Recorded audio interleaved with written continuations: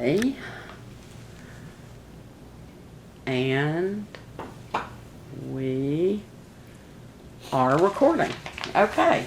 So I am Debra Polsky. I'm here today with Doris and Sol Freed doing their oral history in their home at the Bonaventure. And today is Thursday, July 7th, 2016.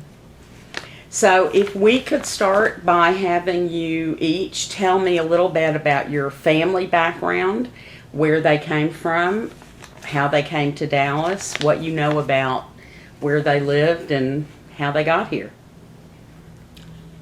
Why don't you start, honey? My father, to my knowledge, came from the Ukraine, and my mother came here from Poland. And I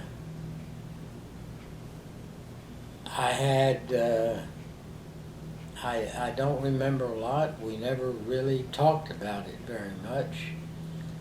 But we grew up in South Dallas, in the area where today the City Hall is. Okay. And it was, my father was a cabinet maker, was his trade in Russia, and that somehow led to the furniture business.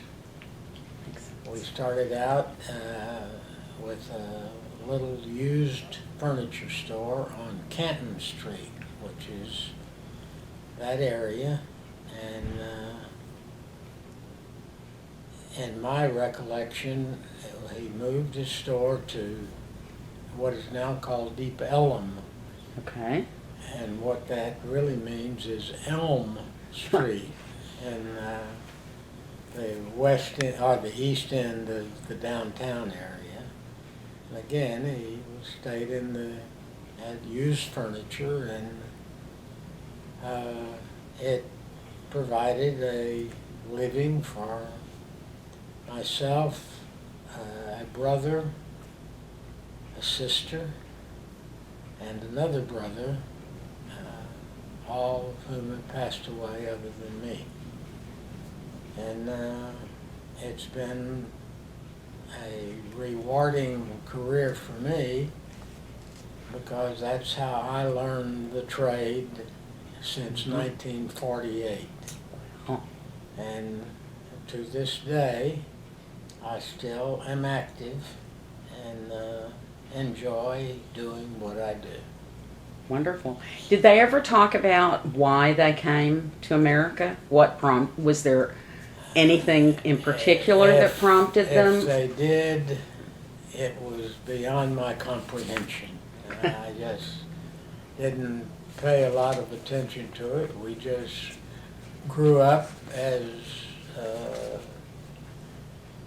grateful Americans. Okay. And you were born in Dallas? I was born in Dallas at St. Paul's Hospital, and we grew up in South Dallas, as most of the Jewish families did. Right. And we attended the same schools that most of the Jewish kids attended. What elementary school did you go to? I went to, the first school was called City Park School. It was not far from downtown. Right. Then Lamar School, which was over, again, in South Dallas, and most people will understand, near Ackerd Street. Okay.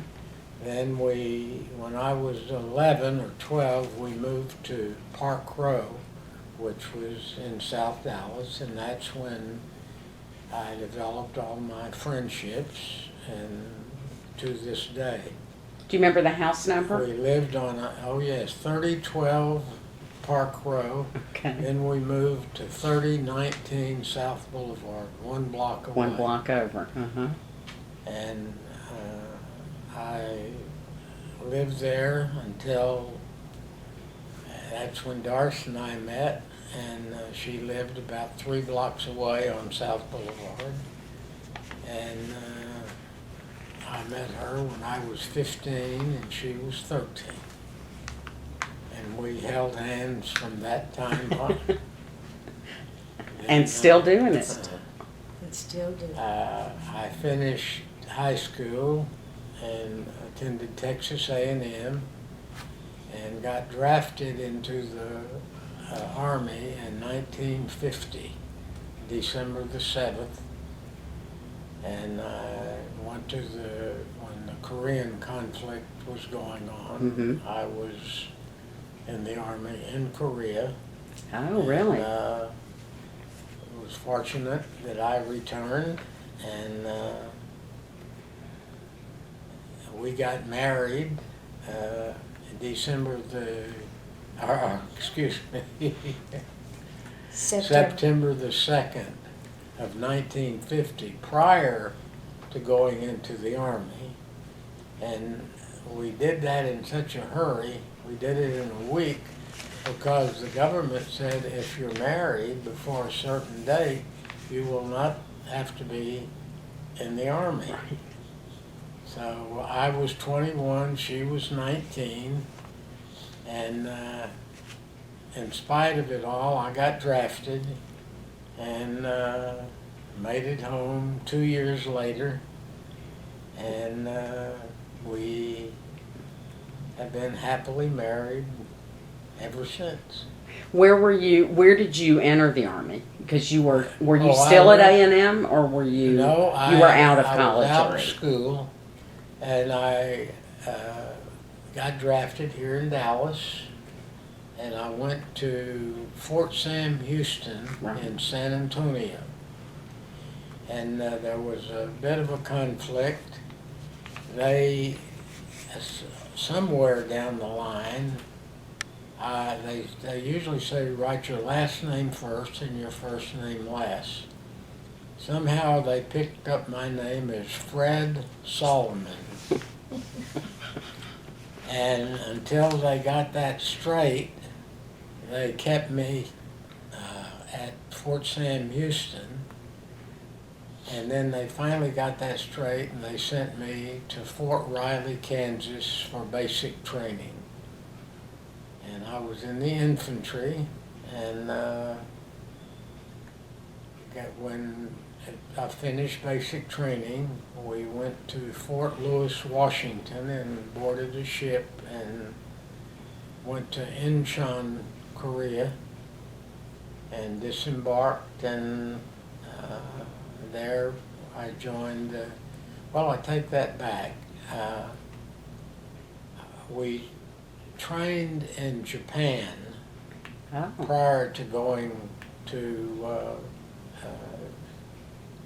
Korea, and we formed an infantry company, and then the whole outfit was transferred to Korea. And by then, because I had a little bit of a background in business, they made me a clerk, and which was, I'm grateful for that. So after 21 months, I rotated back to the United States, and then it came time to come back to civilian life, and Doris and I bought a little house.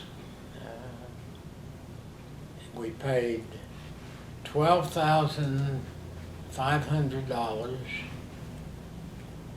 and I remember the payment was $83 a month, and it was a joyful memory.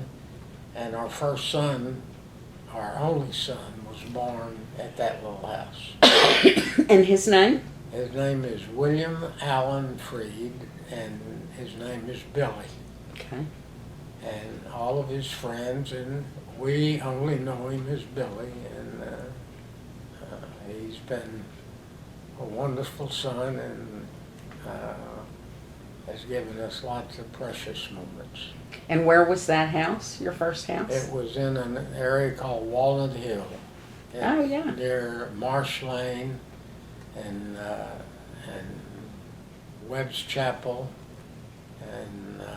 and Walnut Hill Lane. There was a whole little area that was built around then. We had some friends that lived nearby. Were there a lot of Jewish couples that lived in that area at that time? There were quite a few, but most of them lived further east around Preston Road and that area. But it was a 5-minute drive, so it didn't matter. A lot lived out in the Casalinda area. Oh, really? That's where, when they came back from the Second World War, a lot of them bought out in the Casalinda. Which was a little more like East Yes, Dallas. correct. But around the corner from us was Bob and Lois Goldberg, who now live in this building. Right. So, And Now, all this time, I started out in the used furniture business, okay. and I had an older brother who joined me in the used furniture business. He has since passed away, and his name was Joe. And we watched our business grow to the point where we brought in another brother and a brother-in-law into the business. And their names? Bernard Freed, he was our oldest brother, and Okay. Aaron Klausner, he was my sister's husband. Right. Okay. And we formed Freed Furniture Company, and we had also Sunnyland Furniture was part of the entity. And today, I left the day-to-day business in 1995, and my nephew, Joe Freed's son, is now the proprietor. So the name has been around since actually the mid-30s. I didn't start until 48, and that's when we named the company Freed Furniture. Prior to that, my father called it National Furniture Supply. that's correct. And we never knew why, but we accepted it. And then we're probably the oldest furniture retailer that started in Dallas. Now, there was Haverty's Furniture, but they're from Atlanta. Right. And other than that, we're the oldest continually operating company in that element. And it's been a lifelong experience for me, and even to this day, I'm still learning. And but I have hundreds of friends and relationships as a result of the business, and I get up, I go to work every day, and I'm grateful that I can. That's great. Absolutely. And but she knows all the interactions, so We're going to get to her okay. very soon. Let me ask you another question. So when you moved out to the Walnut Hill area, what year was that? 1952. Was that considered, We built the little house, 9846 Bowman Boulevard. and was that considered like far away Yes. from where people were still living primarily Well, at it was that far time? away from South Dallas. Mm-hmm. And this was the time in about 1950 when we married. Safeway came into South Dallas. On Forest Avenue, they were going to build a Safeway store. Mm-hmm. South Boulevard was 1 block north of Forest Avenue, which is now Martin Luther King. Right. When Safeway bought the property on Forest, they also wanted all the homes on South Boulevard, because they wanted a parking lot over there. Oh. And they bought up a lot of houses. And a lot of the Jewish people sold and moved north. That all fell through. So one of the houses was actually torn down. Other than that, they all remained, and that's now a historical section. Right. South Boulevard and Park Row. It's all has a historical sign on it. But back to Bowman, that was when there were people who were just coming out of the Army and needed reasonable housing. And so that's when we bought this little house. It had 1,200 square feet, and we had it furnished beautifully, and we just enjoyed it so much.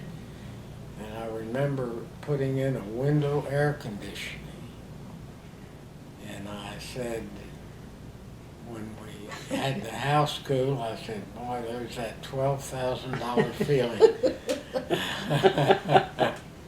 And where were your parents? Were your parents still living in South Dallas at this point?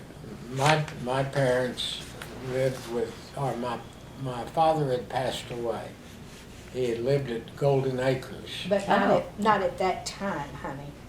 When she's talking about, we're back when we were on Bowman, and your father and mother still lived on South Boulevard. No, they lived on Pemberton. They moved. Well, that's what I was going to Oh, tell so they her. moved north. They moved They north. moved on a street called Pemberton, near Hillcrest Mhm. and Preston Road, near Northwest Highway, Right. or Walnut Hill Lane. Anyway, when my father passed away, my mother, my sister had a large home, and it had some private quarters on the lower floor, and my mother moved in with my sister, and she was very comfortable, and we got to visit frequently. And when we built our larger home, we were just 3 blocks away from her. And where was that? Then it was on off of Hillcrest and Spring Valley. It was what is the address? 7125 Meadow Creek. Oh, yeah, of course. It's in a place called Northwood Hills. Mm-hmm. And that's when we built the house in 1963. And we moved in when Kennedy got shot. Wow. And That day? Well, We actually, were- we were coming back from a trip. We were on an incentive trip to Europe. And we came back the day Kennedy was shot. Oh, my goodness. And our son, when we built our home, we built a home for my parents on the other side. So there was a porte-cochere that separated our home from their home. And when we returned, we found out Kennedy was shot, and of course the world was in a turmoil. But our parents, my parents lived with us till they passed her away. parents lived with us. My mother lived with my sister. Got it. It was kind of unusual in those days because we were a sandwich family, and in those days not too many people had their parents living with them. But my dad was in the produce business, got up at 4:30 in the morning. My mom never learned to drive. So we tried, when they moved from South Dallas, they moved to an apartment, which is now over where most of the restaurants are on Henderson, Knox and Henderson. Oh, okay. There were a lot of apartments there. And that's where they moved while we were building the home. When they moved in with us, it was, how can I explain? They had their privacy, we had our privacy. And we were fortunate enough to have our son grow up with 3 generations. So again, that It's was a gift. it was a gift. I think to this day, he cherishes the memory of his grandparents on both sides, because his parents were actually, they were on Brookcrest, which was a block and a half down, not even 3 blocks, so he could ride his bicycle to see his other grandmother. His grandfather had passed away, so it was quite unusual, but very nice. So tell me, Saul, what do you remember about being a kid, growing up in what essentially is the Well, downtown I, area and then South Dallas? Having gone to the high school and grade school that we did with all the Jewish friends, and as I say, many of them are still friends today, I was interested in sports and just having fun. And But you have to tell her that you were good. huh? You have to tell her you were good in sports. All of us were good. We just loved to play and enjoyed it. And to this day, I go to lunch every Monday there's 5 of us. We all grew up in South Dallas together. We go to lunch and we reminisce. Do you remember this guy? And do you remember when this happened? And it's so comforting to have friends that are my contemporaries, and we all started from zero, and most of my friends, I can't think of any of them that weren't somewhat successful in the business world. And I'm grateful that we've managed to live our lives as comfortable as we had, and have as many friends as we still have, and our minds are still fertile enough that we can think and plan and go. A couple of weeks ago, we have a son. My son now lives in San Antonio, and when we go, she drives. Wow. Why does she drive? Because she doesn't trust me. So she drives there and back, and I sleep. Wow, So that's that something. keeps from having any arguments, and we enjoy that. But we've had really remarkably good lives, and we still have, as I say, lots of close friends, and we've gained lots of knowledge, and we don't allow politics to enter into our lives to any great extent, other than we shake our heads in amazement, and we just try to make every day as comfortable as possible. What about religious life? Were your parents involved My in the parents, Jewish community? Really never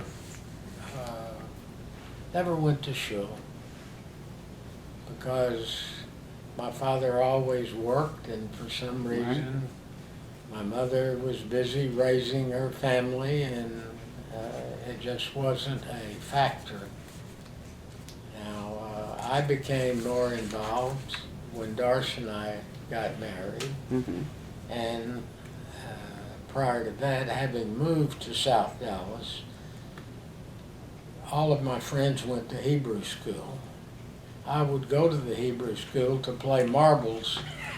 That was a game where you used to shoot marbles, and then we would play ball in the streets, and but they all were confirmed, and they were bar mitzvahed and everything. I never went through confirmation, nor did I go through bar mitzvah. Can I interject a little bit? Absolutely. Dave Freed, who was his father, was educated in Europe, as he told me, too much. So he became an atheist. that was his way of rebelling against all of the religion that he couldn't accept. So he had a strict religious Had a strict education. religious education in Europe. And obviously it turned him off completely. So that's the reason that the boys and Pearl were not subjected to any type of religious education. So I thought you should have that Yeah. little bit of background. And that is And very we common, I think. also, in our early upbringing, we lived in non-Jewish neighborhoods so we weren't exposed. If anything, I had guys and they said, come go to church. And I would go to the church, not having any idea what was going on, but I went. Also, a little bit of history there. There was an organization called the Arbitarine, Right? which I assume you've heard of. Yes. And that was comprised of mostly people from Europe who Believed in communism. believed in communism and believed that the American structure wasn't the way it should be at that time. And a lot of Dave and Eva's friends belonged to that group of people. And I'm sure you've heard many other, they also had a Absolutely. school. Yes, the Arbiter Ringschule. Absolutely, where a lot of the South Dallas Jewish kids went. But go ahead, I thought that you Yeah, had that's. that. Thank you for adding that, because a lot of people don't realize that a lot of the people who came from Europe came with that socialist Exactly. mentality, and they were happy, as it sounds like your parents were, to be in America, and Well, felt very my strongly. mother, Exactly. raising 4 children, she had her hands full. And And she was a businesswoman. for whatever it's worth, I would remember in the middle of the night, I would hear this. It was her chopping noodles Wow. to make noodle soup. That's right. And she was up at all hours doing that, so her kids would be fed properly. But she also, if they had an extra room in the house, she would take a boarder. She did a lot of things in order to make life good for those kids. And especially for Pearl, because Pearl was the only girl. And she wanted Pearl to have the best. The boys kind of fended for themselves and did okay. There was a Salvation Army, what would you call it? honey? Well, it was a gymnasium that was run by the Salvation Army, Mhm. and that became our place to go to play sports. Kept them off the They had a streets. softball field and they had a basketball court, and I think they might have had a swimming pool. I think they did. And I remember, anyway, that's where we would congregate, and you say Salvation Army, you don't think Jewish. Right. But we were there, and that's where we learned to And compete. I would say that the Salvation Army was the salvation for him, because he was able to stay off the street, stay Right. away from those people who were not very well trained, because Mhm. sports became his complete outlook Well, on it's life. what I'm going to do you this. look forward to doing, and that's how your time was spent. Right. And that's where I learned how to compete and play and enjoy that youthful time in my life. That's great. Did your family celebrate Jewish holidays at all, or have We knew like we're kind that of there new were about Jewish it? holidays, but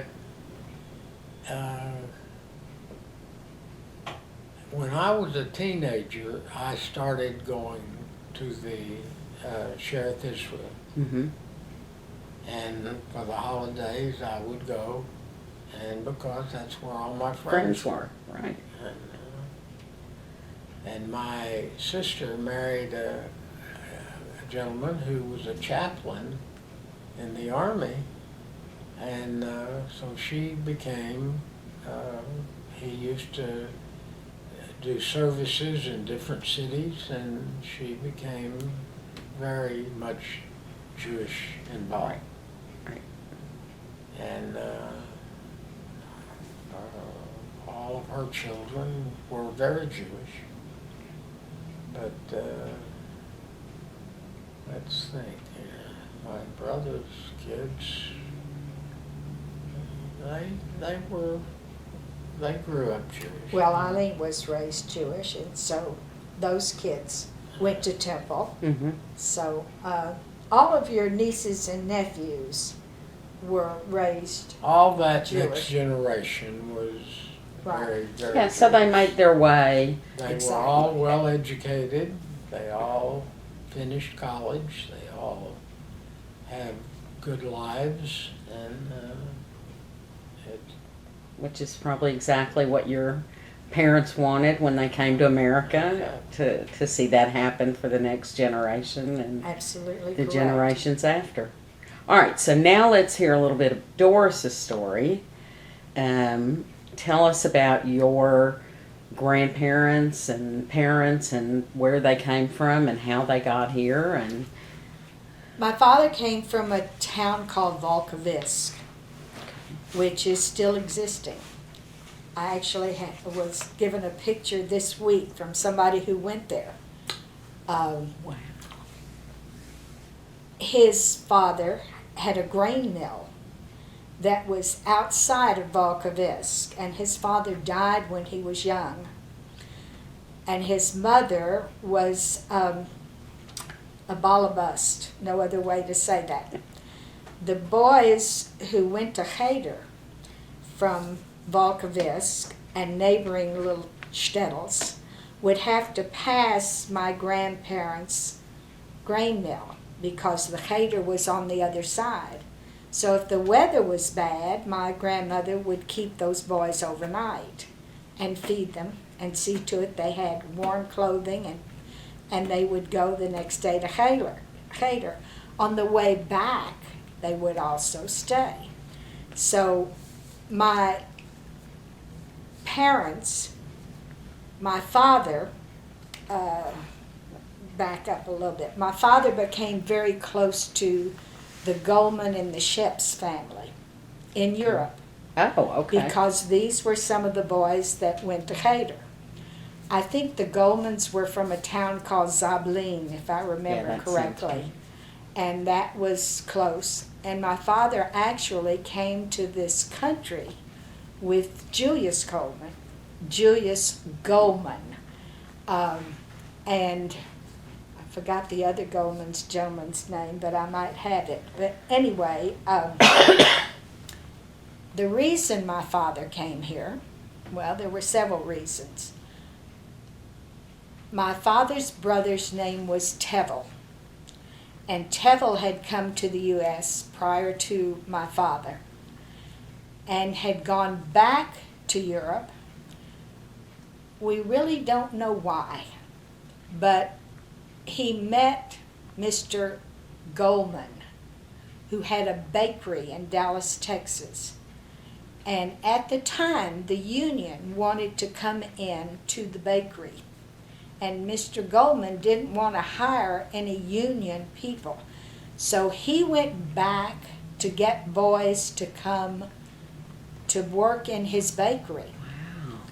And so that was really one of the purposes my father came to the United States. But when he got to New York, my uncle got him a job in a factory as a cutter. And then at night he went to school to learn to read and write and got his naturalization papers, which he was very proud of, naturally. I'm sure. Then Mr. Sheps contacted him, wanted him to come to Dallas because he had some unmarried daughters that he wanted my father to meet. My father came, and as kind as I can put it, was not interested in Mr. Sheps's daughters, but he wanted to stay in Dallas, and Mr. Sheps lent him money to buy a horse and a wagon and some chickens, and he took his horse and wagons and went to Carrollton and Garland and all over and sold his wares. And that's how he got in the produce business. And that's how the families, the Sheps and the Barish and the Goldman's families, remained close because of the incidents from Volkovisk. Now, on my mother's side, my mother's family was from a town called Popolevy. And the reason they were there is my grandfather, Mergedal Schwiff, was born with the name Mergedal Gedalia Borowski. And when they were coming to get the boys to take them in the army, there was a family named Schwiff who had no children. They had a lot of money, and so they took this child into their home and educated him. So he took their name. He took the name Schwiff, but he was actually born a Borowski. And they educated him to become a rabbi. And when my mother was a little girl, they moved to let me see how I can, there was a forest, and there were people that owned this property, and they would have their own rabbi, sheikhet, moel, everything, and that became my grandfather, and it was called the Sutter Ranch, whatever. Right. And so this is where they stayed until he moved to Shishlovich, which is now called Swisslach. And Swisslach is in Belarus. And that's where he got a little further educated. You need for me No. to stop? No, we're good. Would you like a cold drink? No, I'm good. You thanks. sure? Cookie? Something? No, I'm great. Anyway, my mother was one of 9 siblings. And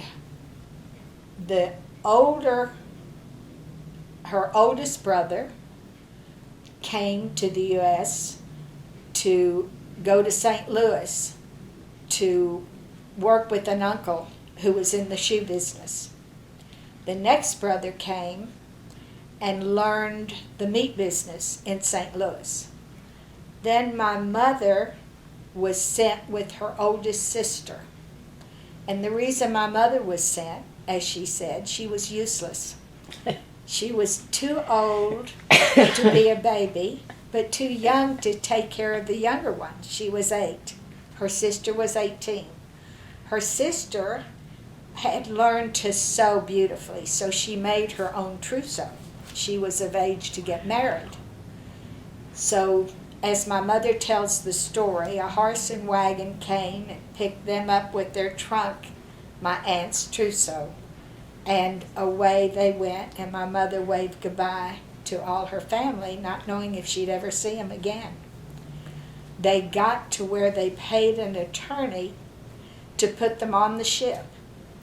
They got aboard the ship, but the trunk never showed up. So they were on the ship with nothing but the clothes on their backs. And they weren't in steerage. They were sent a first-class ticket by my uncle to get them there. And the captain of the ship felt sorry for my mother. So he would let her and my aunt sit at their table, and they rustled up some clothes for both of them to get them to the United States.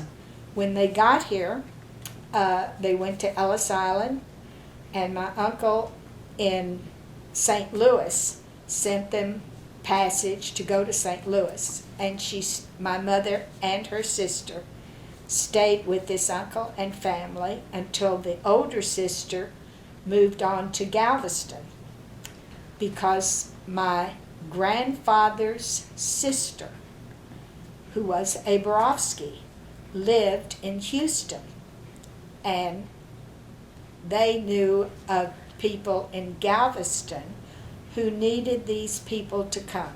So Morris Levine and Becky Levine went to Galveston. My mother stayed in St. Louis, went to school there, and then she left there and went to Galveston with the rest of the family. So my grandfather, my grandmother, and all of the siblings wound up in Galveston, Texas. Wow. The second oldest son, whose name was Hyman Schwiff, became very successful in the meatpacking business in Galveston. The oldest daughter, who was Becky Levine, married Morris Levine. The oldest son was Alfred Schwiff, and he married Nettie Schwiff. They all lived in Galveston. The younger sister to my mother was Lil Borofsky, and the younger one to that was Sophie Robinson. And then there was another boy whose name was Irwin, whose son was just here 2 weeks ago. So we were a very close-knit family. And my grandfather died, I have the date somewhere here that I'll tell you when he died. He was a rabbi. He was a rabbi at what was Tifereth Israel, but it was on Cedar Springs. There was a little, in fact, I think there's a Magen David still on top of that little church if they hadn't torn it down. It was on the corner of Cedar Springs across from where Page Boy built their... That became a church. That's correct. But they never took the star off. I think it was still there unless it has... It's an all Hispanic neighborhood. Uh-huh. My grandfather died March 1927, which was right before my brother Marvin was born in June of 1927. But I digress. So, anyway, that's how they got here, all of them. And then how did your parents meet? My parents met because I'd like to read you what my father said. Okay.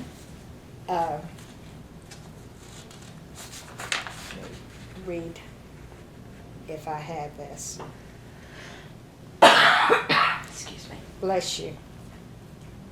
Well, I don't have it on there, but he met a lady who had a shadel on, so he knew she was Jewish, and he asked her if she knew any pretty women, and she said, I know so-and-so. And so my father and my mother and another couple double dated, and my father said to my mother, how many times did your last boyfriend call you? And she said, at least once a day. He said, well, I will call you at least twice a day. So, and my father was a romantic. And the way he proposed to my mother was he bought her a box of candy, and he had the candy people put the ring inside of a piece of candy and wrap the box back up and give it to my mother, who was fortunate enough not to break her teeth on the piece of candy. Risky, Never heard that. risky business. And I will tell you that there was never a Valentine's birthday or anniversary that my mother didn't get a box of candy. So they had a lovely relationship. Did they meet here in Dallas? They met in Dallas, absolutely, when he was in the produce business. Mm-hmm.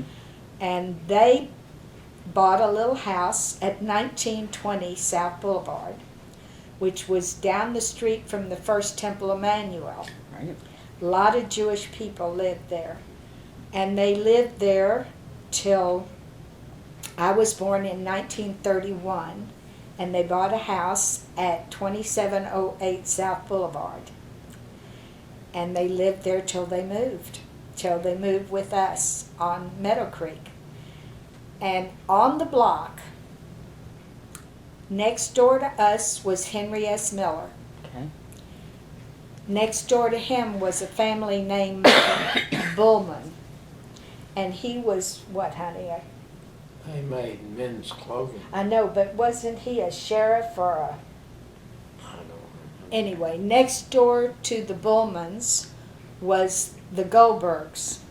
That was Herbert Goldberg's parents. Oh, okay. Next door to them, on the other side, I don't remember who lived in that house. Then the Cans from Lynn's Can lived on the corner of South Boulevard in Oakland. Oh, okay. Across the street from them were the Goidels. They had a tie manufacturing company, Right. which my Aunt Ethel, who was the second oldest, worked for. Next to them was Lawrence Miller, who was Henry S. Miller's cousin. And he was married to a non-Jewish woman. So the only reason I mention that, she was one of two non-Jewish people that lived on this block. Then there was the Ackermans. Then there was the Wiles, W-Y-L-E. Uh-huh. And then there were the Goodmans. And Mimi Aronoff, who was Mimi Goodman, lives in this building now. Rudy's. Next door to the Goodmans was he was in the insurance business, and he killed himself on the front steps, and I'll think of his name in a minute. Gosh. Very interesting I can't story. believe I haven't heard that story before. Probably not. Then there was a family called Fetchenbach. They lived on the other side of Myrtle.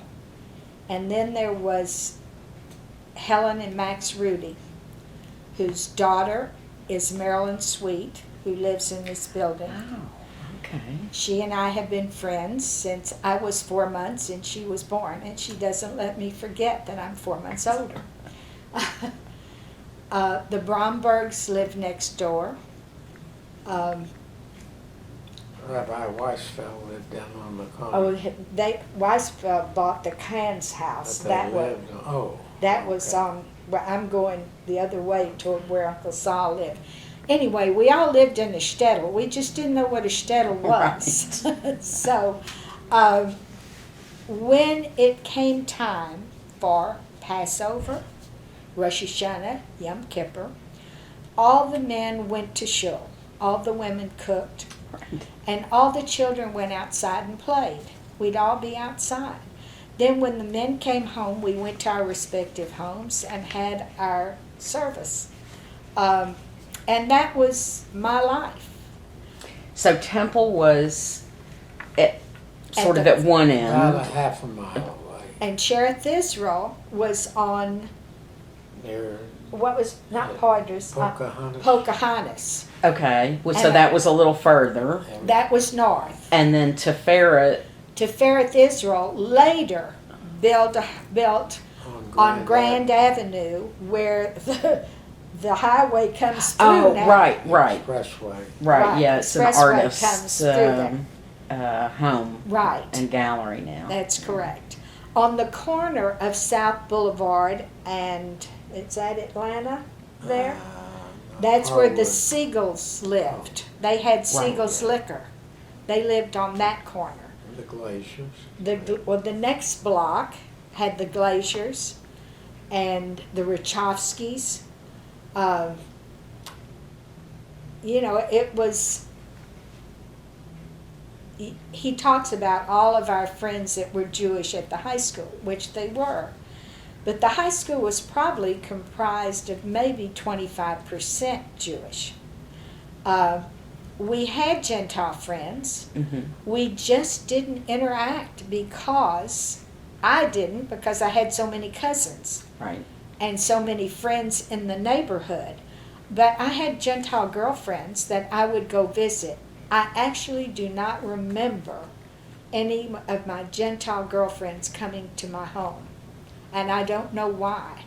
But I remember going across Oakland Bridge to the home of a little girl whose last name was Lamb. And the reason I remember that is she died very young. And it was my first experience with death.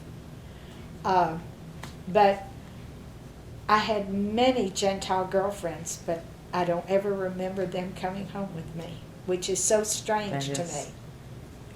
So your family, it sounds like, was more involved with the synagogue. Absolutely. What synagogue did they belong to? Started out at Gudas Zachem. Okay. The Talmud Torah that was attached to Gudas Zachem is, my father gave a lot of money to make sure that that was built in those days, as did other people. I stayed there in Sunday school until it was time to be confirmed. And then we joined Shereth Israel, and I was confirmed at Shereth Israel. I was 13 when I was confirmed in those days. Right. As I explained to you earlier, there was, Mr. Levine had a Hebrew school on Park Row, which is where most of the boys my brother's age, who was 4 years older than I, got their Jewish education, as well as the Talmud Torah and the Hebrew schools. My brother taught bar mitzvahs when he was 15. So you can tell how educated they were. It was an interesting way to grow up, and a lovely, secure way to grow up. I would walk down to meet my friends. The Wilds had a granddaughter who was a friend of mine that lived across the street from him. So what was that address on South Boulevard? 3019. 3019. I was 2708. So let's say 3.5 blocks. I would walk at night, 10 o'clock at night. We would study. I would walk home with no fear. Can't do that today. No, unfortunately. not anywhere. Not anywhere, unfortunately. But I grew up with a lot of good friends that we still have. Some have passed away. And we've both been fortunate in that respect. What else can I tell you? Were your parents active in the Jewish community as far as organizations or the synagogue? You know, did they? My They didn't have mother, leadership roles. no, my mother was not capable of doing that. My brother was very active in everything you can name, from Boy Scouts to everything else. As a youngster, I was in all of the things that were available to me in those days. Right. Of course, the war was going on, and I will tell you that the Millers next door had a son named Jack. And as you saw in the movies, when the boy came on the bicycle with Right. the telegram, I can remember that to this day. And Mrs. Miller screamed. I shall never forget that scream, and that woman was never the same after that. And her daughter, Carmen, You didn't explain he what was transpired. killed. He was killed. Carmen Miller became a psychologist, and a very noted psychologist in Dallas. Right. And Stanley Marcus also lived in our neighborhood. right. And Forest Avenue High School produced a tremendous amount of not only brilliant young people, but successful people. Leaders in the community. And there probably were not more than 2 or 3 teachers in the school that had master's degrees. But our that's group, the camaraderie. Well, we were first generation Americans. Right. And education was number one. That's all there was to it. Right. So success was out there if we could. And I remember when I was a little girl, which was most unusual, my father, when I was 6, told me, "Honey, you can do anything you put your mind to." And I believed him. So I guess I was a feminist at 6. That's great. It's done you well. Now, so you all grew up in the same neighborhood, but didn't really know each other early days. Would you like to know how we met? I would. There was a family called Ablon, Ablon, that lived on Park Row. Right. Their older daughter, Joy, was about to be 16. She had a sister named Marlene, who was my age. Joy had a birthday party in her backyard. In those days, you set up a Victrola and we danced in the yard. Marlene was allowed to invite one of her friends, which was me. And we walked home and held hands. And I felt something I had never felt before. So that's how we met and how we became sweethearts. I was 13. He was about to be 16. I was 15. And he would ride his bicycle. At the time, you lived on Ackerd. You would, No, I didn't live on Ackerd. I lived on Pearl. on Pearl, excuse me. He would ride his bicycle over, and it was a far piece. It was about a 10-mile. Wow. Right. And we would sit and talk. And then my father decided I was too young to have a steady boyfriend. So they ran him off. But my mother said to him, "You can come back when she's 18." And he did. So, but I won't ask what you did in the meantime. well, I'll tell you, we both had different boyfriends and girlfriends, which was, in retrospect, very healthy. And he went off to A&M, and I went to SMU for a minute. When I graduated high school, my father had arranged for me to go to the University of Texas in the Scottish Rite Dormitory because he was a Mason and a Shriner. He unfortunately went through a very bad financial time, and I'm going to tell you why. During the Second World War, there was what was called OPA, the Office of Price Administration. Right. And it was responsible for the produce people. And they had men that would come and buy produce for the army. And obviously they weren't very honest. And they would tell my father, "You sell me number ones, but sell me number twos, but charge me for number ones, grade-wise." Right. My father was in the war, in the First World War, and was a very patriotic American. And he said, "I can't do that." So they went to the next person. Right. So consequently, my father's business tanked. Wow. So the reason I tell you that is we never discussed money in our home.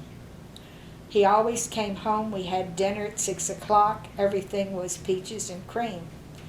I had heard from a neighbor that my father lost his money. So there was no way I was going to go to the University of Texas and put my father in financial debt to send me to college. So 2 days before I was supposed to go, I announced to my father, "I'm going to work." Well, it was not well received. So I did. I went to work at an insurance company. I had no experience. I didn't know what I was doing. But they trusted me to count their money, which I did. And I worked there, and I went to SMU for 6 months. And then my brother Marvin married and lived in an apartment over there off of Cedar Springs, Near Inwood Road. near Inwood. And there was a neighbor who was a good friend with Elsie Frankfurt. who was head of Page Boy Maternity. And they saw me coming out of my brother's apartment and said, "Would you like a job?" And I said, "What's the job?" And they said, "We're opening our new building on Cedar Springs, and we need a page boy." And I was a little bitty, and I said, "What do I have to do?" And they said, "We'll cut your hair like a page boy, we'll dress you up, and you'll welcome everybody coming into the new factory." I said, "Sure." I said, "Do I get paid?" And they said, "Yes." So I did. I had this horn, and anyway. I've seen the pictures Have of you? the page boy. Okay, You know. well, if you saw the page boy, that was me. Wow. And they opened the factory. There was Edna, the older sister, Elsie, who was really the brains, and Tootsie Gartner, Right. who's still with us. And after the initial opening, Elsie became fond of me and said, "Would you like a job inside?" And I said, "Doing what?" She said, "Running the switchboard." I said, "I don't know how. I'll teach you." So in 2 minutes, I learned to do a switchboard. So I did that, and then 3 or 4 days later, she said, "You look bored." I said, "Well, all I'm doing is plugging and unplugging." She said, "I have an extensive album. Could you categorize this?" I said, "Yeah, bring it." So I had, like I'm sitting here, I had the switchboard, and then there was a desk behind. So I categorized all of her albums. That took me 2 days. You mean like her memorabilia? No, she had records, what we call records in those days. Oh, actual albums. Actual Gotcha. albums, yes, and an extensive first copies and what have you. So I categorized all that for her in 2 days. She said, "You're through?" I said, "I'm through. What else have you got?" She said, "Would you like to come and help me devise a perpetual inventory system?" I said, "Sure." They had stores all over. Mhm. And the way that they would find out what was sold during the day was, "Hello, New Jersey, what did you sell today?" So she and I devised a perpetual inventory where we would make a mark and a cross, and so that was my job. And I had that job until what happened with the Army, as he told you. He and I were supposed to be in a wedding on September the 3rd. He was a groomsman, I was a bridesmaid. The week before, we were sitting out in front of our house. They announced, "If you're married by September 2nd, you will not be drafted." He says to me, "We'll be married by September 2nd. That's next Saturday." I said, "I guess so." So my dad got up at 4:30. I went in and I said, "Daddy, we're getting married next Saturday." He said, "To whom?" That was the first question. The second thing he said was, "This is not like picking a bunch of bananas." I said, "I understand, but let me explain. If he gets drafted and gets wounded or killed, I'll never forgive myself and I'll never forgive you." He said, "Well, how are you going to do this?" I said, "We'll make it happen." He said, "Well, you know, you'll have to have this and you'll have to have that." I said, "Don't worry, I'll take care of it." So I didn't drive. I was 19 years old. I was working at Page Boy, and my friend Marilyn Sweet called. I said, "You'll be my bridesmaid. My sister-in-law will be my maid of honor. We'll get married next week." She said, "Where are you going to get married?" I said, "Well, I'm working on that." So I took a streetcar downtown, and I went to the Adolphus Hotel. A little history for you. In those days, there was no market center. You went to the baker. Well, I went to the Adolphus Oh. first. All of the jewelry people would come to Dallas during Labor Day, and they would set up their wares in the hotels, And that's Before there was a market center. Oh. That's okay. how they would greet their buyers. So all the hotels were booked in Labor Day. And here comes a 19-year-old asking for a room. Sheriff Israel was not available. Temple Emmanuel was not available. Sheriff Israel was being built. Temple right. Emmanuel was not available because of the wedding that we were supposed to be in. And a little more knowledge, I had had a date with Herb Yarish, was the rabbi at Temple Emmanuel, and I'd had a date with him 2 weeks before. So, anyway, I went to the office. The man laughed at me and said, "Little girl, we have all of these people coming in, no Right. way." I went to the baker and I talked to this man, and he said, "There's no way." I said, "Listen," and I told him the story about this. I said, "My father says we have to have all these people." He says, "How many people?" I said, "Probably 300.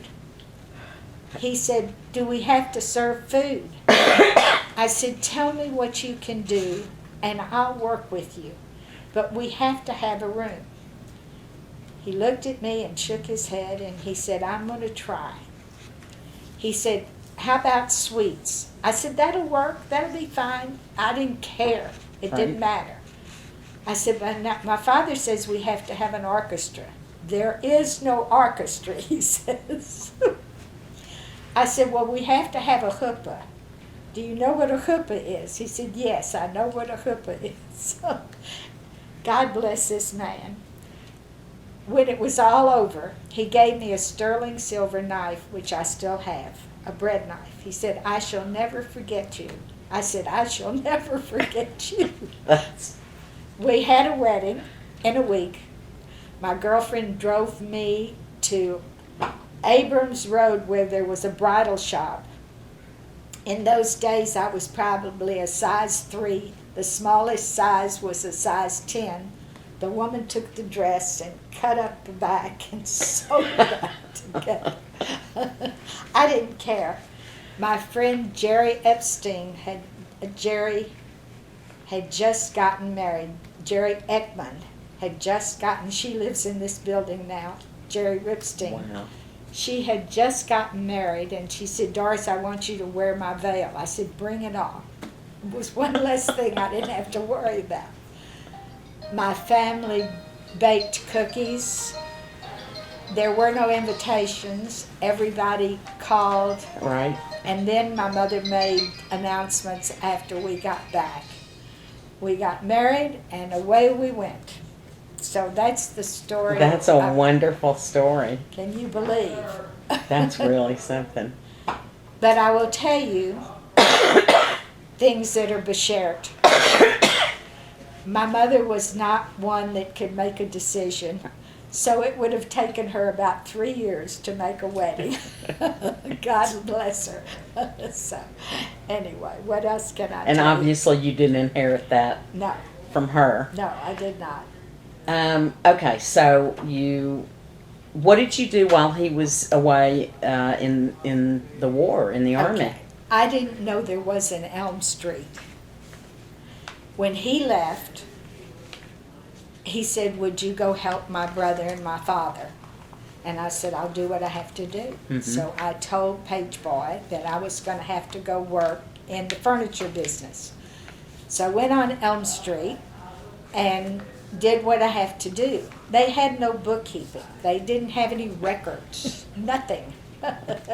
So I said, "We need to have whatever." And we set up bookkeeping. His brother Joe was there, and his father, who was eccentric. And the winos were my friends. I didn't know they were winos.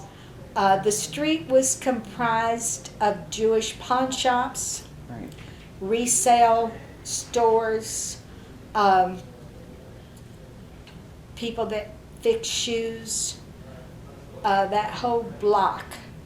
My father had friends who would check on me. He never would. I give my parents credit for allowing me to do what I did with no interference. And I lived with them. I took a streetcar home, Mhm. or else my brother-in-law would drive me home if he didn't have elsewhere to go. Right. And I stayed there until Elsie called and said, I need you. And I said, Elsie, I cannot come because I'm here. She said, I'll pay you $5 an hour. That was a lot of money. Yeah. She said, if you'll come work from 4 to 8 in the evening. I said, I'll do it. So I would leave, take a streetcar and a bus and a streetcar to get to Cedar Springs, and I would work with her from 4 to 8 o'clock at night, and then I would take a bus and a streetcar to get home at 9 or 10 o'clock at night, and it was my way of life till he came home from the service. I learned a lot from her, and there were times that I would meet my friends. We'd play bridge on the weekends. Right. I had a social life. My Mhm. family, rallied around me. I would correspond with him every day, and that Did you was keep my any life. of that by any chance? I have all the letters. We just got a batch of over 300 letters from Edwin Teich Oh, really? and his wife, Really? but who's also saved every letter. I saved every letter. Not that I wrote, but that he wrote me. They saved both Really? amazingly Amazing. and That is. numbered them. Oh, really? Mine's in a box somewhere. I hope they moved them here.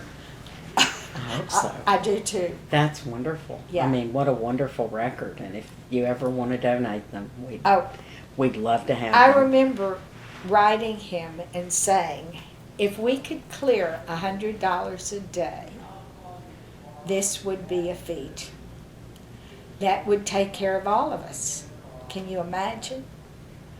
So, but the fact that they grew from nothing and nobody gave them anything to being successful, they worked very hard. Oh, I'm sure. And he still does. He gets up every morning and he schleps furniture if he has to. It's hard for him to ask somebody to help him. So, and I'm very proud to be married to a man that wakes up every morning with a smile on his face, and he's happy. And at 87, almost 88, and almost 85, we're very lucky people. Sounds like it. Our son is married to a wonderful woman who's an attorney, but retired. She's raised two incredible sons, 121 and 118. And Nafas, what can I tell you? So, And so, as you were raising your kids, how were you involved in the community? I was with Save a Life League, Hadassah. I worked a little bit for all organizations, but I do remember what turned me off. I remember working very hard for an organization to raise money that was very needed. And I got a phone call from a lady who said, I poured tea, and I didn't see in the paper my name for pouring tea. And I said, that's it for me. So that turned me off of doing anything active in organizations. I worked at the store Mm-hmm. from the time we were married for 9.5 years before our son was born. So I worked up until then. And then after he was born, I stayed home until he was about 4. That's when we moved into the house, the Mhm. new house. He was 4 years old. And then I went back to work there, and I stayed 13 years. And then I was fortunate enough to have help while I was working. Right. And then I quit, and I went back for lunch one day and stayed for a couple of years. But that was I enjoyed going to markets. I enjoyed helping him, which I still do enjoy. He's not computer literate, so it's, honey, would you look this up? And honey, would you make this invoice? And honey, would you? And honey loves to do it. So that's what we do now. What prompted you to start looking into your own family history? You know, I was always a nosy child. And I think from the time I was very small, I told you the family was very close. And my mother would call my Uncle Al Cousin Al. And I would say, why do you call him Cousin Al? And she'd say, well, we just started doing that. And I think I became very nosy. And as I told you, my grandfather's original name was Borofsky. Right. And changed to Schwiff. So that started me digging. And that's when I found out the story of how my grandfather was adopted and took the name. And also found out that 3 of my mother's siblings were married to first cousins. And that was a shanda. So that's why they never discussed. But this was a common practice. Yes. Yes, very much so. Very common. One of my mother's second oldest brother was married to a first cousin, and you couldn't do that, so they went to Kentucky. Right. They had a civil marriage in Kentucky. Who was that? This was Hyman and Lil Oh, from Galveston. And she was the cousin that my mother came to stay with in St. Louis.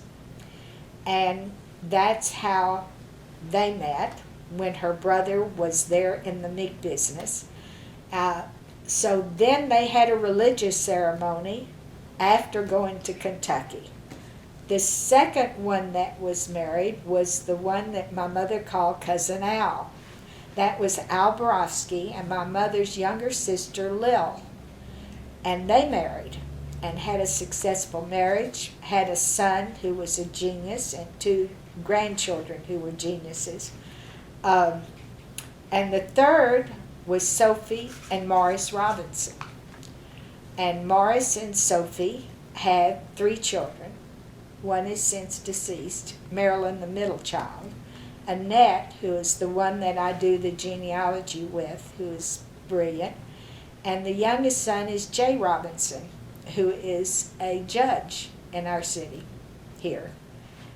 And Jay's married to Laurie, and they have 3 children and a lot of grandchildren. So, a lot of stuff. That's great. Great stories. If you could give a message, we always hope that your children and your grandchildren and other generations will view this someday. If you could leave them with some words of wisdom or some reflection on your own life, what would you tell them? Let's all go first. integrity. When you say something, make sure you live up to that.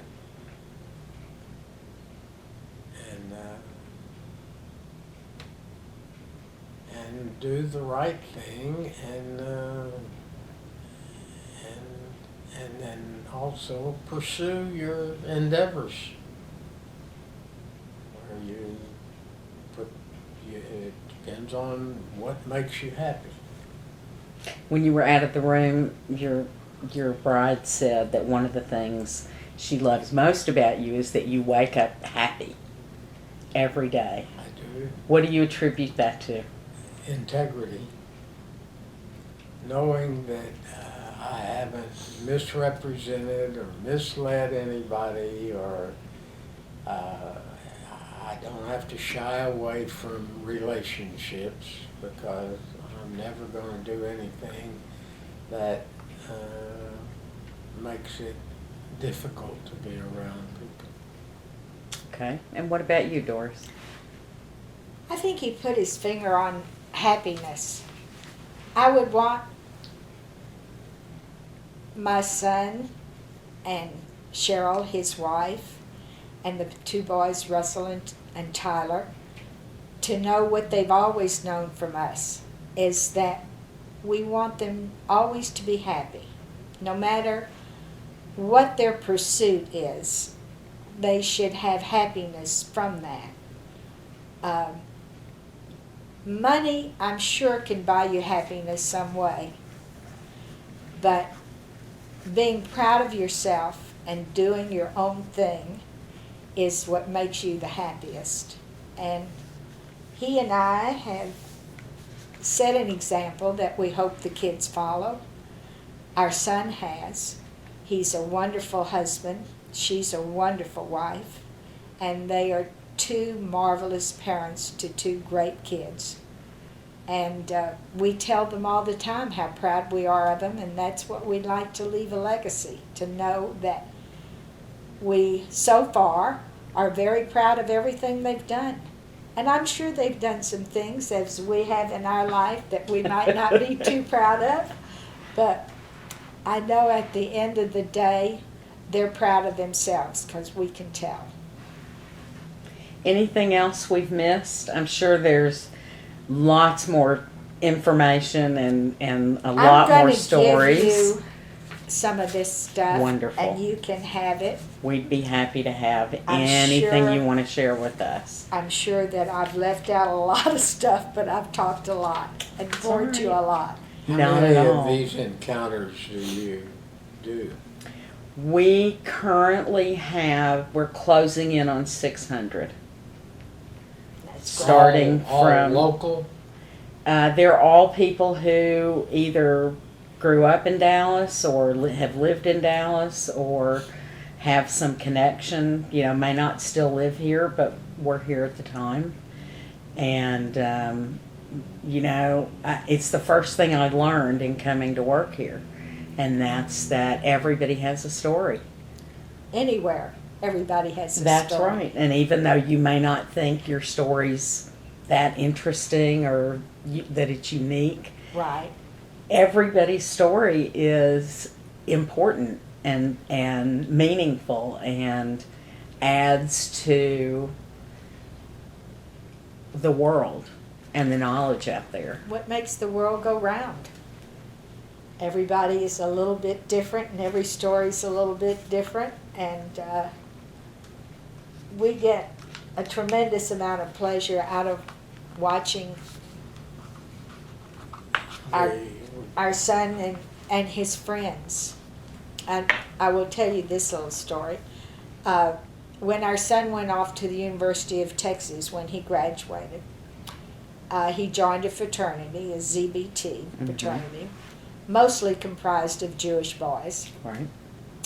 And when they're 18, they think they know it all. And so when Texas OU came about, Mom, I'm going to bring some boys home to stay if that's okay. Sure. And I said, why don't y'all have dinner here? And in those days, they had a formal after dinner that they all went to. And I said, then you can go to your party. Oh, no, we're going to go out and whatever. I said, well, my advice to you is they'll overcharge you. They will serve you poorly. And the food will be rotten. But go ahead and do what you got to do. So they did. 3 o'clock in the morning, they're all coming in starving. And I'm making breakfast for them. I said, how was the evening? The food was terrible. They overcharged us. So I said, well, put this in your memory bank. Next year, come here and have dinner, and then y'all go on to your parties. I said, bring your dates, and then go. Do what you got to do. Well, a month before, I would query my son and say, are y'all coming here for dinner? I think so. Children at 18 are not specific. Right. And I'd say, can you give me some clue about how many might be staying here and how many might be for dinner? Mama, I'll call you. Okay. Well, ad nauseum, I called again. I think there's 25. I said, that's fine. How many will stay here? I had no place for 25 boys. Right. He said, probably 7 or 8. I said, that's great. And I began to prepare the food he asked me to make, which was lasagna. That was his favorite. Make lasagna and a salad and appetizers. Mom will be happy. I said, fine, no problem. So I made lasagna for 25 and put it in the freezer. 2 days before, I said, you want to give me a list of the kids? So he gives me 25 boys and 25 girls and says, I said, that's 50. He said, well, I told you it was 25. I said, you did. So I began to make, and we got long tables, and we turned our house into a restaurant. That was 40 years ago. And 40 years, each Texas OU, we still have them for dinner. And now they bring their kids and their grandkids. And when we moved in here, this is what they brought us. Look at Last that. Oh my goodness. That was the is original fabulous. boys that came to stay. Is that not wonderful? Honey, you got to give her the card. Show her the That's card. fabulous. Isn't that fabulous? These Now are they're all of kids approaching 60. and they have children, and now their children come. So I've got to tell you, Oh my goodness. one of their children, 2 years ago, we were inside, and Alfie Myerson, who is one of our son Billy's friends, when I would serve appetizers, in between appetizers and dinner, we'd catch up for the year. This one had a baby, this one unfortunately lost parents, so forth and so on. Alfie Myerson puts his hand up, and the University of Texas X's band comes roaming through my house 10 members of the band. and everybody looked at me and said, Doris, you've outdone yourself. I don't know what's happening. I am beside myself. His daughter got engaged on our front porch. And he had the Texas X's 10-member, 12-member, whatever it was, band come playing through the house. We all bawled. We all cried. Oh my. Nobody, the mother of the bride didn't know, just the father of the bride, because Zach had asked Alfie for her hand in marriage, and this is where they chose to get engaged, was on our porch. Can you believe? How wonderful. And we just had lunch with 4 of them. We feel like they're our kids, and we're blessed to have them. And I have to tell you, they're all successful. From the day they came into my home, I said, you're a wonderful group of young men. And I can't tell you, I recognize the bonding immediately. Right. If there's something the matter, they show up. They may not talk to each other for a month. If something good happens, they're there. If there's something bad happens, they're there. One of the fraternity brothers had bad luck. They all pitched in and had a bar mitzvah for his son. That's friendship. That's special. It is. It's friendship, and it's doing the right thing. That's these boys. And so that's our legacy, is knowing that we've had this kind of nachas from, we only have one son. He could have turned out to be a rotten egg. But when we go to San Antonio and people greet us, you're Billy's parents, I mean, nothing. There's no money that can buy that. No. That's just make him cry. It's the truth. It is so special. And I love the fact that they consider us what we consider them, good people. And that's what they are. That's all fabulous. good people. What a tribute to your warmth and hospitality and love. that you And I love really have made them your family, and they've made you their family. They have. They include us in all their simchas, and but we've never crossed the line It's always been what they choose and how they live, and we're just there to listen.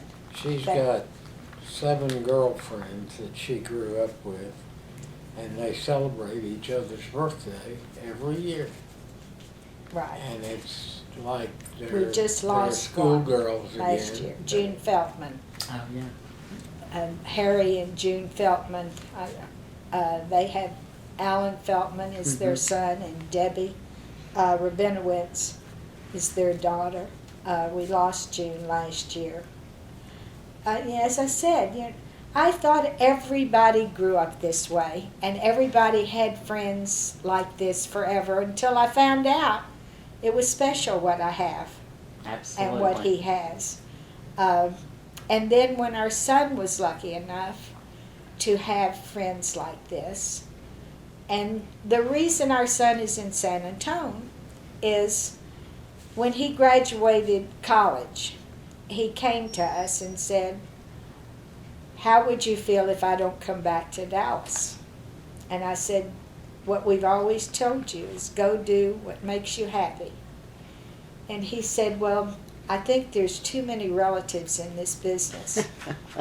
I need to go do my own thing." And I said, "I don't care if you become a garbage man, but be a good one. Be proud when you get up every day that you collected that garbage right." And he said, "Well, I don't think I'm going to be a garbage man, but I think I'm not going to come back to Dallas." And as much as we would have loved to see him here, we are so proud that he went out and did his own thing and has been successful, knock on wood, that he wakes up every day with a smile on his face because he's proud. And now he's raising 2 boys, and they have more of security monetarily than we did. But he's raised, I shouldn't say, he and Cheryl have raised these boys with responsibility and with direction. And when I said I'm proud of them, I meant I am proud of them. So you have a lot more nachas to look forward to. Absolutely. I can't wait. The older one is going to be a petroleum engineer. It's a 5-year course. He's graduating in 4 years. Wow. The young one is what's that scholarship again? A National Merit Scholar. National Merit Scholar, and he, as you know, is going to Vanderbilt. But and our son is a Jewish cowboy. Oh, that's true. I forgot to tell you that. That's true. He's a businessman, but when he made enough to buy a ranch, he bought a ranch. When he was 13 years old, Saul had a client who had a ranch out here, not so far now, but in those days, Right. way far out. So there, where Dallas was filmed. Right. And he said to Solly, "You think your son would like a horse?" And Solly said, "What kid wouldn't like a horse?" Right. But he didn't think the man was serious. Christmas Day, a 6-horse trailer drives up in my driveway and lets out a gray gelding on my drive. And my son had hurt his leg playing soccer at St. Mark's, and comes out in a cast and jumps up on this horse and starts riding down the street, and the man who drove him there said, "The shoes are not right." I said, "The shoes?" I thought he was talking about my kid. He was He's talking riding in the street in the front of our home. right, barebacked. Anyway, it was love at first sight. So I said, "What am I supposed to do with this horse?" Right. And he said, "I guess you better find a stable. It's yours." So the next day we went out and found a stable. And Gray, who was the name of the horse, was boarded on Midway Road at a stable Where the Green Hill School is. north of Green Hill School. Oh, yeah. Uh-huh. And Billy would ride that horse up Midway, down Beltline. There was nothing there. Can you imagine? Where all of So that those- was pre-LBJ. That was 45 years ago. 45 years ago. And he fell in love with that horse. And as Compton Citadel, which was the Salvation Army, was the salvation for him, I believe that horse was the direction for our son. We had to go every day and groom that horse. We had to feed that horse. We had to make sure that horse had a farrier to take care of its feet.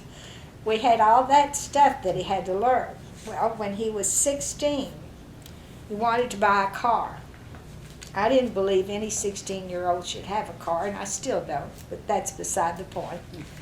So he found a car. He had been working at the store and had saved a bunch of money and said, I will tell you, at the time I was chairman of the American Cancer Society in North Dallas.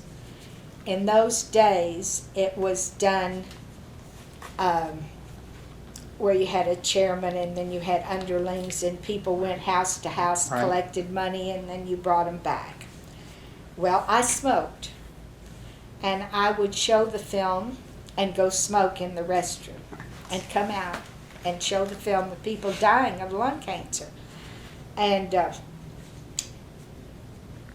when he decided he wanted to buy this car, I said, well, here's the stipulation. You got to pay for your own insurance. You cannot buy a used car. I threw every roadblock there was in front of him, and he found not a Firebird, what was it called? Thunderbird. Whatever. Yeah. We go down and we buy this car. And the man says, how do you want to finance it? That was a Firebird. Yeah, but it was called something else. But anyway, I said, Billy said, I have the down payment. And he said, well, how do you want to finance it? And I said, we're not going to finance it. I'll take care of the financing. On the way home, we got in the car, and what does a smoker do? Lights up a cigarette. And he's driving, says to me, put out that cigarette. I said, listen, young man, you're old enough to buy a car, but you're never going to be old enough to tell your mother what to do. He said, I've been waiting all my life to tell you to put out that cigarette. Nobody will ever smoke in my car. You have stunk up the car, you've stunk up the house, and he continued to rave all the way from downtown Dallas to our home. I was ready to kill him. I was ready to throw him out of the car and literally kill him. That night, a client of his had agreed to take over my position as chairman of American Cancer Society, and I was thrilled to death. They were coming. So when we got home, I said to him, you can go to your room and study, but when these people leave, you and I are going to have a desperate conversation. I don't care, Mom. I'll never change my mind. Okay, he leaves. The man and his wife come, and they smoked, and I smoked. And the ashtray, I kept cleaning the ashtrays, putting them up. Long story short, that's the last time I ever touched a cigarette. Wow. I woke him up that night, and he said, I don't care what you say. I'm never going to let you smoke in my car. And I thanked him from then to today. So, who knows what would have been otherwise. He was a pretty smart guy even He then. hated it. He hated it, and yet he held all that in until it was his. He bought that car, and it was his to say. He's now 57, and he's still riding. He's still and riding. roping and doing cowboy stuff. He bought one ranch, and then he bought another ranch, and he loves it. That's when he has the smile. And his boys, when they were little bitty, were shoveling you-know-what out of the stalls and keeping the horses groomed. On one of the ranches he had where the girls 4-H would come, and they would groom their horses and board their horses there and ride in the arenas. And he was responsible for a lot of good stuff there. His original horse, Gray, when he was 16 and got this car, he announced, "I can't afford the hoofs and the wheels." So I said, "What are you going to do with the hoofs?" He said, "I don't want to give up Gray." So we had a partner in a ranch that we owned in Colorado that was our next door neighbor. Uh-huh. And he called and said, "I'll come down and get Gray and bring him up to Colorado," which is what he did. So we'd go up to Colorado, and I think the one sentence that our son said wrapped it up for us. We had gone for a wedding, and he was in a black dress suit, gets on the horse, and he's gone. We didn't know where in the heck he went. When he came back, I said, "Where'd you go, honey?" He said, "Just me and Gray and God." That summed it up. And that's been his, I guess this is where he feels the most comfort, is when he's on a horse. But he's had some mishaps, but he's had a wonderful experience of being a part of a group called the Rancheros. Mm-hmm. Do you know them? I've heard of them, yeah. In California, it's a group of men. You have to be asked to join, and they're all cowboys. They're bankers and lawyers, and the good part of that life is you can be a ranch hand and you can be the owner of the ranch, and there is no distinction. Everybody treats everybody the same. It's just how good are you? Right. And so he's met all these people, men, shouldn't say people, met all these men from all over the world, and they congregate in California outside of Santa Barbara. And he has friends that have planes, and he has friends that pick up his horse and drive it out to California. I said, "I've heard of shipping furniture, but not shipping a horse." But this is what he does in his spare time, and he's met people from all over, and they've become wonderful friends, as well as he's kept his old friends. And that's very important to us, that he doesn't distinguish between the new friends and the old friends. And Sounds like he really learned the lesson of find what makes you happy. and Hang he on does. to those people that are part of your life. Right. And that's a wonderful, that's a wonderful lesson It to have is. passed down. And I hope the boys, I see them learning. They're just at the stage now, and I see them learning. The younger one, as I told you, spent his senior year in high school in Zaragoza, Spain. It was hard to let him go, but he said he wasn't happy in his senior year. There was nothing that was making him unhappy, but he said he wasn't growing. He didn't see where there was anything that he was learning that was making him happy. Mm-hmm. So they let him go.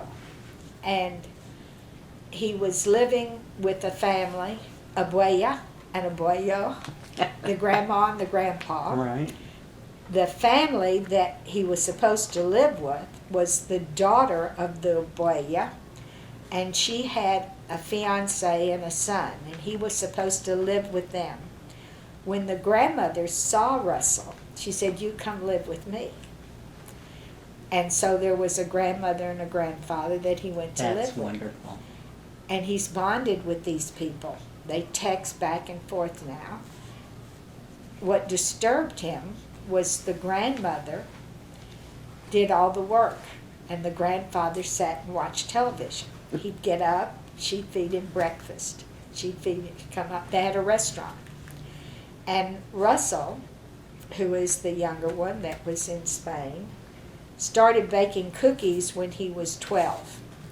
And he gave the proceeds of his cookie baking to the homeless in San Antonio.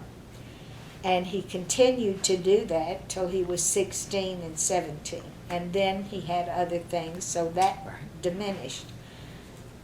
But he became a cook, a chef, and he's good.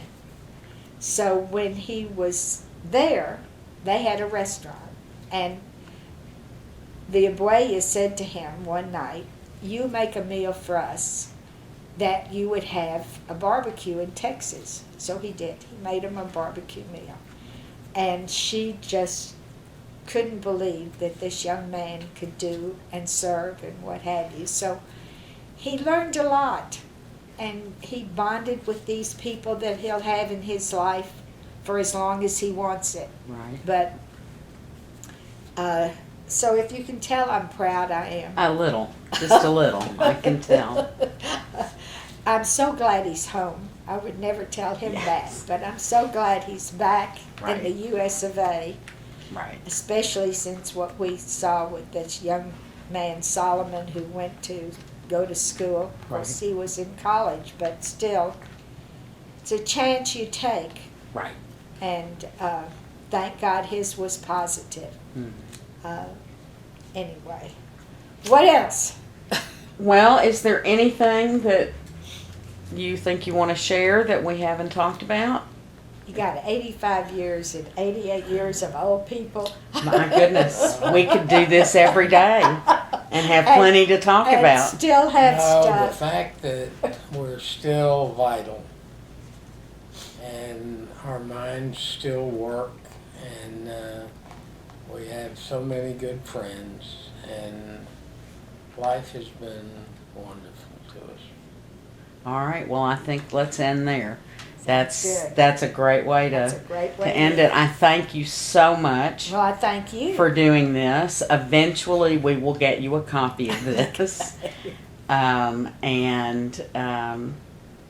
Thank you for your time and for sharing you're this more than information. welcome. I'm going to give you and tell you so you'll know.